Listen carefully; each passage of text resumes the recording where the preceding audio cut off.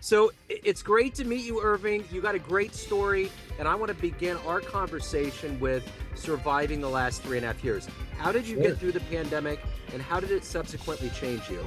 Yeah, no, the pandemic was a kick in the pants. I tell you, so I own an indoor cycling franchise called Cycle Bar.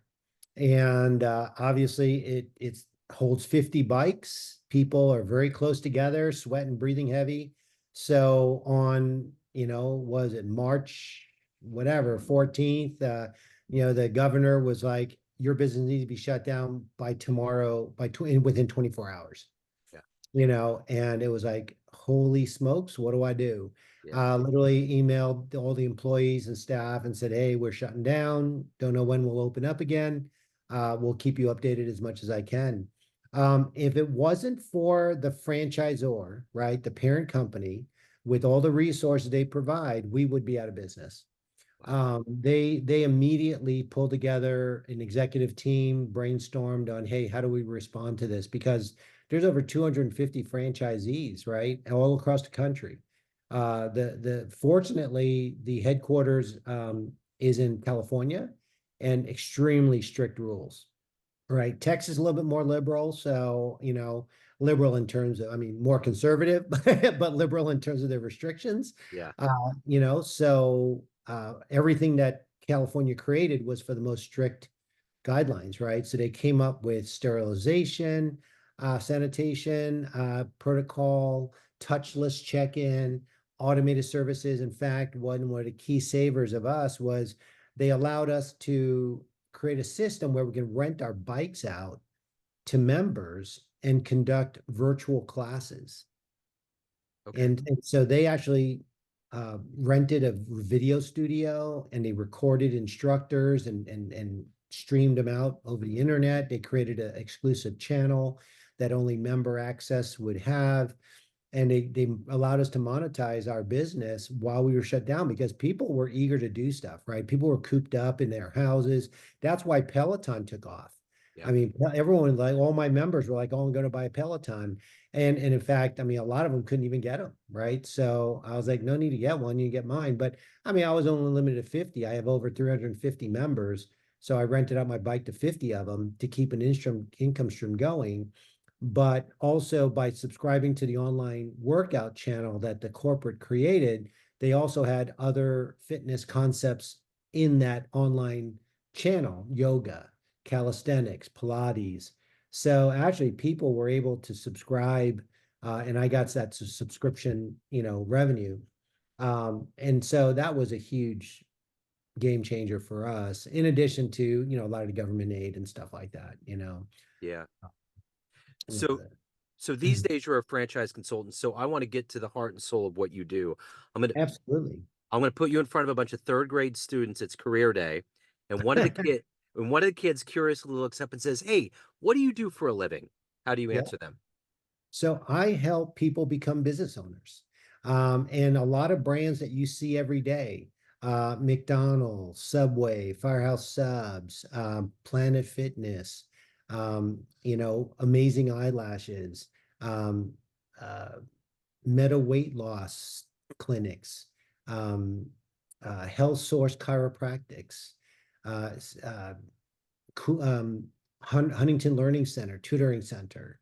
I mean, these are all franchises. I have over 1,000 different businesses in my portfolio, and these are all accessible to anyone who wants to be a business owner.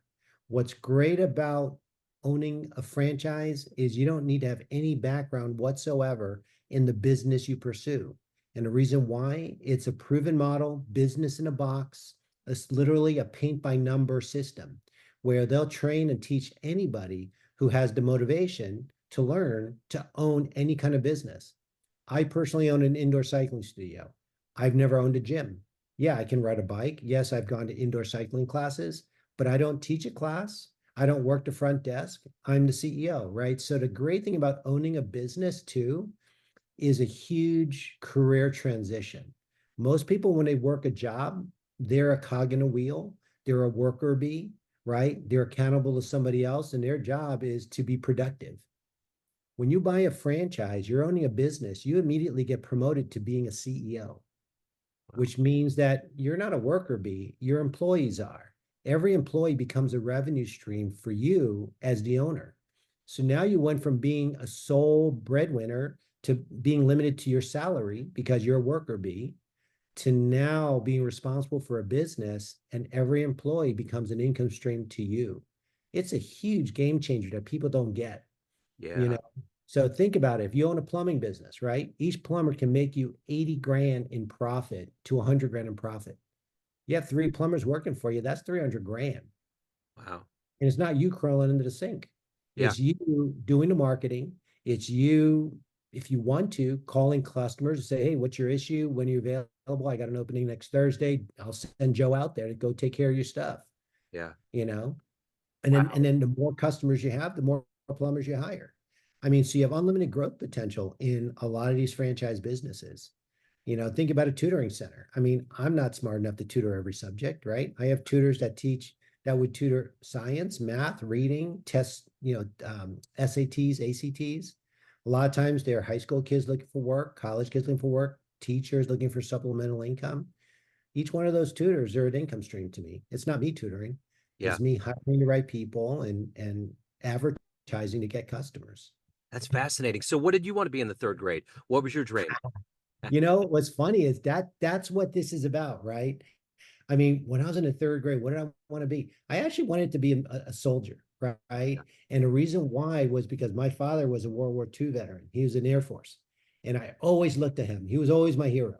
And he'd tell me stories about his time in World War II and how, he had a role in changing the world, right? And so coming out of that generation, I always glamorized the military. I mean, I never did. I never pulled the trigger. My parents didn't necessarily support it either. I ended up going to corporate route, 30 years in corporate doing marketing until age 50. I just got burned out. I literally thought I was going to have a heart attack. I was having anxiety attacks. The doctor was like, it's not a heart attack, it's an anxiety attack. But you know what?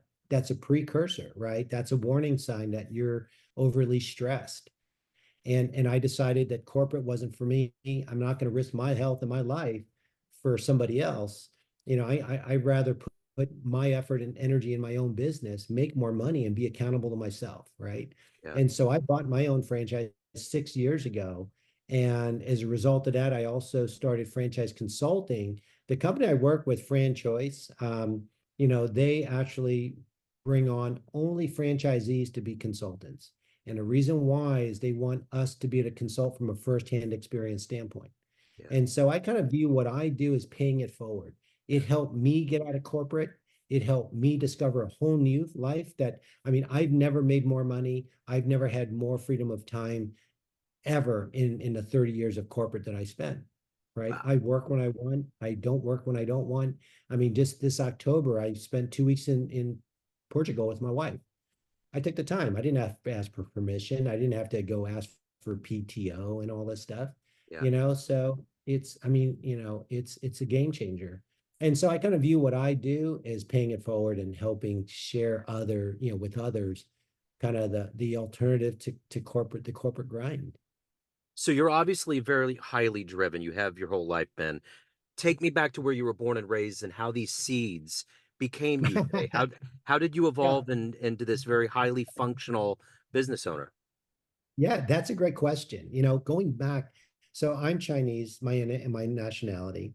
My parents are immigrants from China. Okay. They migrated here pretty much just prior to World War II.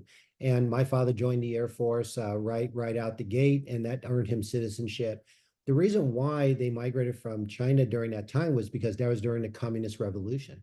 There was a major civil war going in China before World War II broke out. That's why the Japanese were able to just swoop into China and kick their butts because they were in disarray, right? They were fighting amongst themselves. Anyway, my parents left there because they were nationalists. They were like, where do I want to be part of this communist thing? And Americans were big supporters of the nationalists. And so um, the issue with being an immigrant in China, even after having served this country as a soldier, is you had very limited work opportunities. My father, through the GI Bill, became an electrical engineer, right? Graduated with a degree, college degree. That was his dream. It was one of the perks of being a soldier. Well, he couldn't get a job. Nobody wanted to hire him because he was Chinese.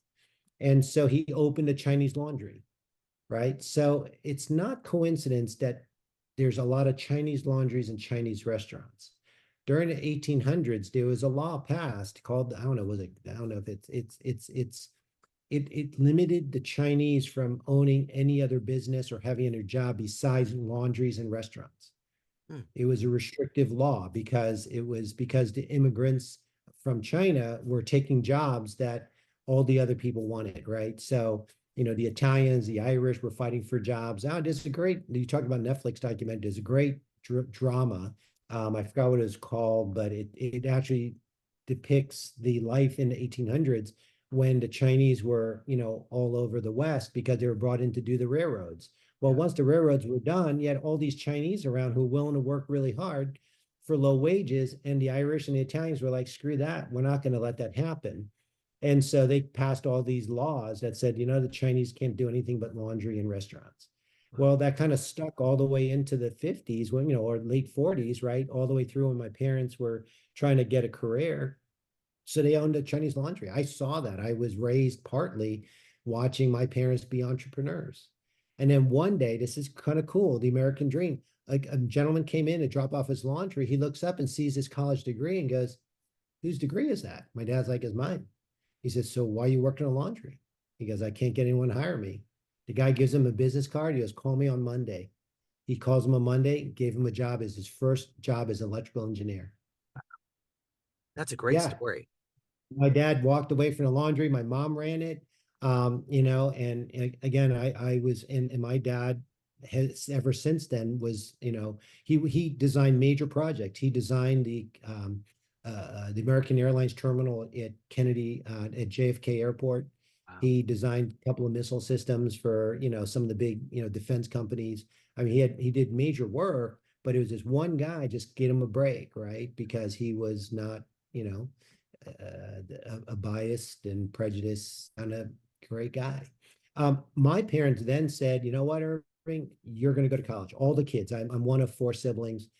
And they said, "All you guys are going to go to college." That's the American dream. American dream is to get a job, go to college, get a job, work for a corporation. And in the old days, my dad's philosophy was, you take care of them, they'll take care of you, son. You work for one company for your whole life, and then you'll retire with a pension. Well, that is so outdated, right? That didn't happen during my time. And so fast forward, I tried to go that route. My parents supported it. Like I mentioned to you, I wanted to join the army. My dad's like, it did great by me, but no, you're going to go to college. You're going to get a degree.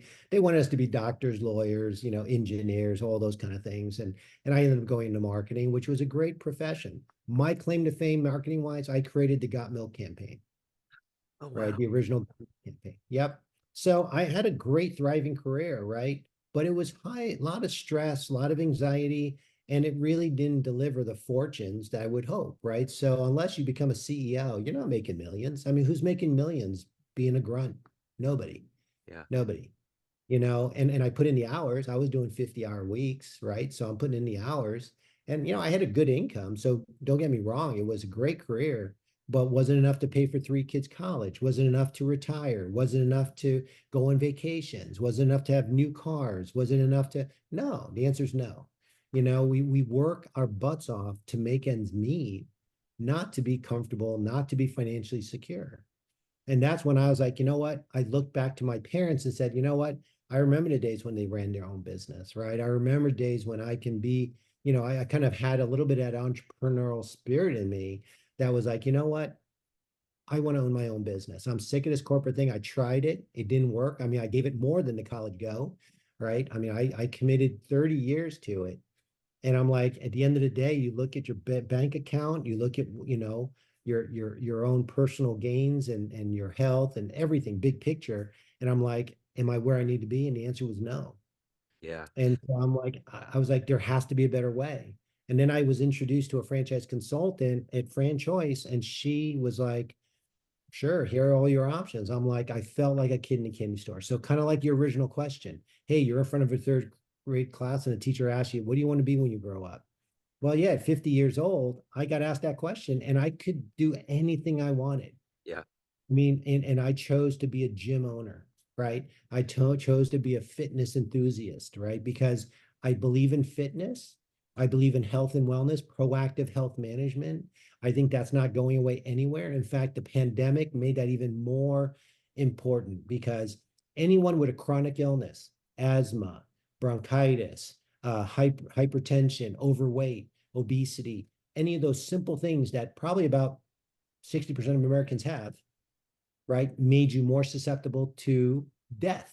Yes, it was like normally COVID doesn't kill you, but if you have a pre-existing condition, boom, yeah, you can die from that, right?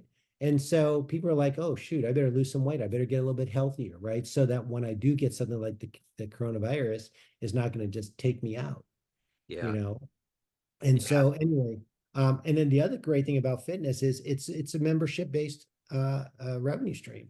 So once you build up your membership, I've owned it for 6 years now. I have over 400 members.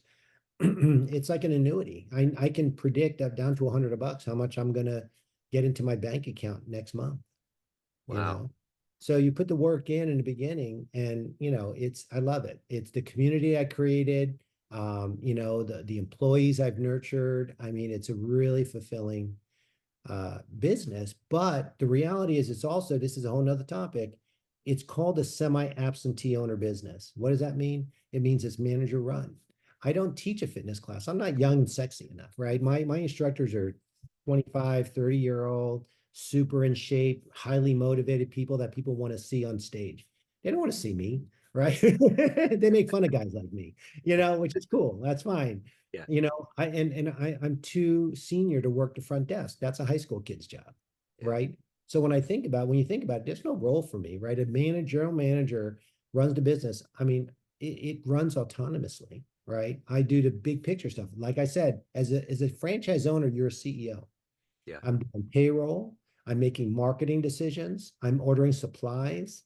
I'm repairing bikes, or ordering the repair of bikes, right? I'm strategically managing the business, managing payroll, managing expenses, motivating employees, Yeah.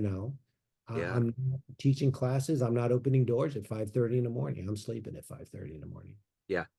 What's fascinating about your story is the full circle aspect of it. Yep. That man that came in and gave your dad the Yep. job, you're doing the same thing to people now. It's Absolutely. Isn't yeah. that crazy? It's It's all yeah. about paying it forward, right? And I tell you, I love my job. Yeah. Like Joe, I couldn't have predicted this 20 years ago. Sure. If someone 20 years ago said, "Hey, you want to be a franchise consultant?" I'm like, "What? Hell no." I Yeah. said, "I'm loving my job. I'm creating Super Bowl ads. I'm meeting celebrities. I met Paul Abdul, Elton John. I mean, I'm doing some cool stuff here. I was doing shoots in Universal Studios. I mean, it was cool stuff, right? But at the end of the day, like once the buck starts to, when you start to, look at your bank account and all that stuff. And then when you get more senior, I made it to, senior vice president level, partner level at a small firm. I mean, the pressure gets higher, Yeah. right? So I'm like, nah, anyway, yeah, I love that full circle aspect. Yeah. Absolutely. Yeah. That's totally cool. So, of all of these things that you've done and achieved and become, what are you the proudest of?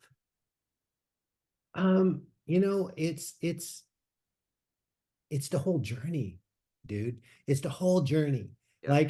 You just don't know what is ahead of you tomorrow, right? And it's your ability to experience life and adapt to life and make the best choices with what you have available to you. Yeah. And I don't regret my career in advertising. I don't regret anything I've done, right? Because where I ended up was the result of the journey I took. Same thing with meeting and marrying my wife. You know what I mean? Like it's crazy, like how you run in and meet people. Like how did I meet her? Like out of millions and millions of people, right? You meet your soulmate, and I honestly view her as that. It's I mean, not to say there's no more than one person for me, but I mean, I've been married for 28 years, and I'm as in love with her today as I was 28 years ago. Yeah. I mean, I freaking love it, right? I know divorce rate's over 50%, doesn't happen to a lot of people. But when I look at my life's journey, where it's taken me, I've never been happier. Yeah. Yeah. I've never been happier. Yeah. You know what's fascinating? when you mentioned the got milk, I remember reading an article at one point. They were saying that is probably one of the most successful campaigns Yeah, ever. it is. It How did is. it happen? It How did is. you come up with that? Oh my gosh. It's a whole nother episode of your show, Okay, Joe. that's what I figured. But you know what's great about marketing is a lot of it is serendipity, right? A lot of it is you test things, you research things, and honestly, as emotional as something like that is, it starts with research. Mhm. And the California Milk Marketing Board is the one who sponsored that work. And milk was declining for the last 6, 7 years. Like Yeah, literally, they were desperate. They're like, we need to make people drink milk. We have a surplus, nobody's drinking milk. And this was in the 90s. And they said, think about the campaign before that was Milkmaid does a body good, right? They tried the health route, they tried to guilt people into it, try and tell you, hey, it's healthy, it's healthy. Milk does a body good had a 98% awareness level, right? But milk was still declining like a freaking free fall. And so they said, hey, we need a new strategy. So we did some focus groups and we found out that, when we talked to people about milk, well, we discovered milk was an essential part of life, right? And okay, duh, no brainer. But when you think about it, like when you have a chocolate cookie, when you have cereal, when you have certain things, you're like, there's no other substitute. So anyway, that's kind of a long story short yeah, about how we got to this milk's essential. And then one person in the focus group just said, "Oh my God, if I don't have milk, my day's ruined." He goes, Coffee is how I wake up. If I don't wake up and if I don't have coffee with milk, I can't drink it. If I don't wake up, I lose my job. If I lose my job, I lose my house. If I lose my house, I'll lose my family." I mean, he just went to the spiral of darkness. And yeah, we're like, wow, only because we asked him what happens if you didn't have milk. That was the genesis. yeah, And we realized we're like, you know what? The fear factor of saying, you know what, you better make sure you have milk in the fridge. Got milk?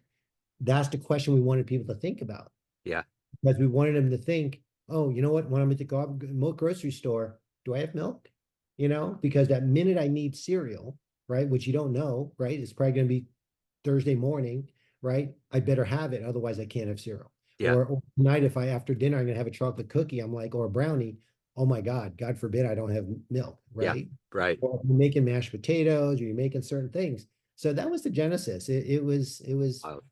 pretty cool. That is cool. So, Irving, what a fascinating ride.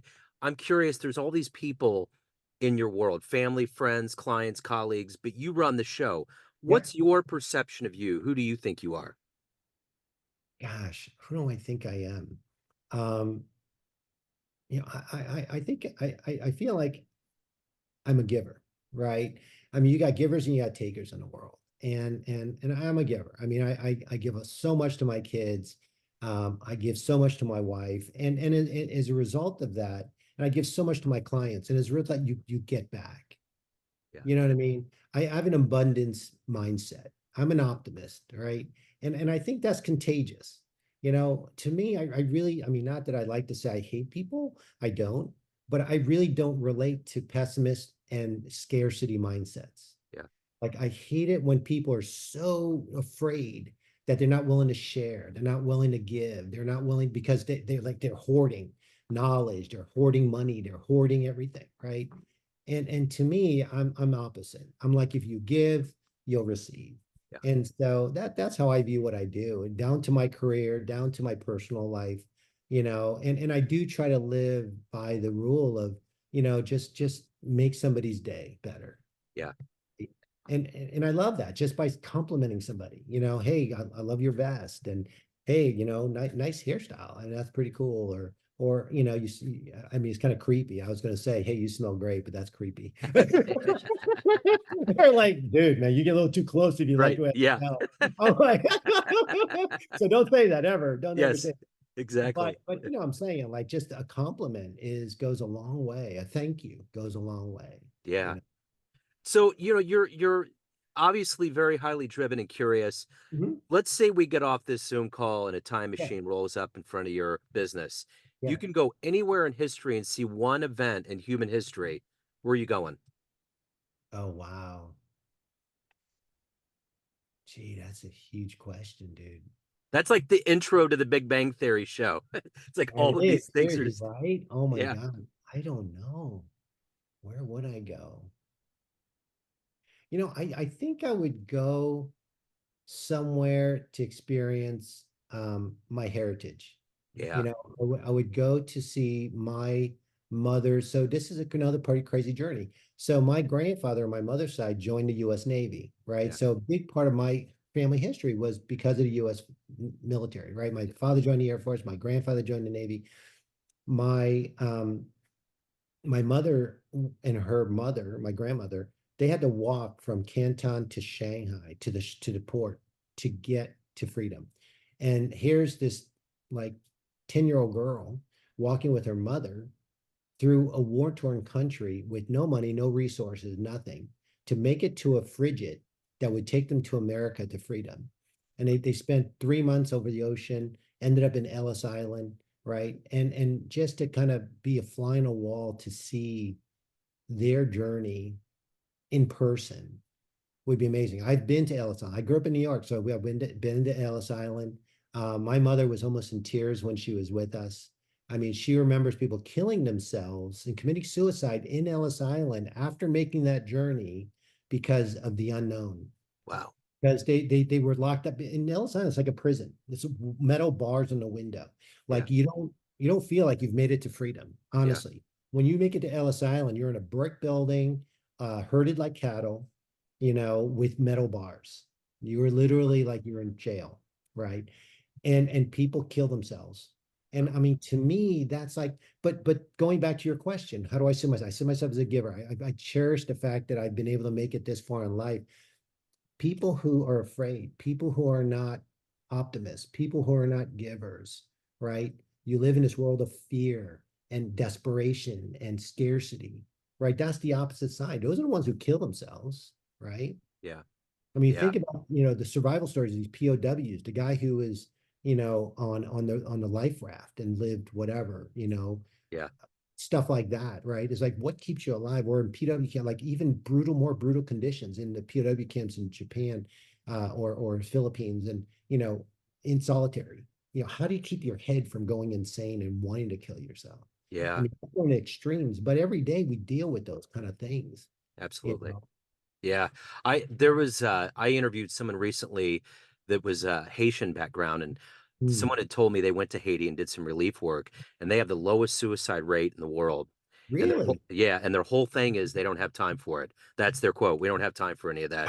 They just they keep their eye on the prize and they live their lives. And I didn't realize Wow, that either. Yeah. So that's crazy. I yeah, don't have time. I don't have time to kill myself. that's it. I I don't have time for this. It's wild. love it. I Yeah. love it. Irving, you're fascinating, man. Thank you so much for your time today. All of the information is obviously behind you, very convenient for everybody that's watched this. Yeah. Is there anything else that people Yeah, should know to no, reach out? I want to give you my website. My website is franguidance.com. Okay. So it's FranGuidance, Fran Guidance. Stands for franchise guidance. And that's my personal website. There's a lot of information about me. There's information about my services. The best part of what I do is it's free. It's free to anybody who's curious. And Yeah. the reason why it's designed that way is because franchisors pay me to provide this level of education. So it's the best of all worlds because it's there. If any, so many people are just curious about, I wonder what it'd be like to own my own business. Yeah. You can find out. That's what I'm here to do is help Yeah. you see what that looks like, help Yeah. test the waters, put your toe in the water, go take a look at it. If you like it, awesome. If you don't like it, awesome. But at least you know now. Yeah. So many people again live in this world of like they feel trapped, they give up to the status quo, Yeah. you know. And I just talked to one of my clients. She just quit her job. I'm like, you're crazy. Why'd you quit your job? She goes, well, because I'm working with you and I see there's a better option and I'm sick of what I'm doing. Yeah. I'm like, well, you could have waited a few more months. But that's it. I mean, I gave her the courage to quit, right? Yeah. And that's the thing. So many people don't have the courage. And just talking to me is helpful because you get a little bit of information. You see that there's an option, Yeah. right? And there's Absolutely. opportunity. So Yeah. yeah, my website, franguidance.com. There's my phone number. It's my cell phone, so it's dangerous to give to people, but you know what? text me, call me. I'm an open book. I love it. Irving Chung, thank you so much. Fascinating story. Have a wonderful 2024, sir. Thank you so much. You too, Joe. It was a pleasure meeting you, and we need to do this again. I enjoyed our conversation so much. We'll do a follow up. Yes, sir. Thank you. You bet.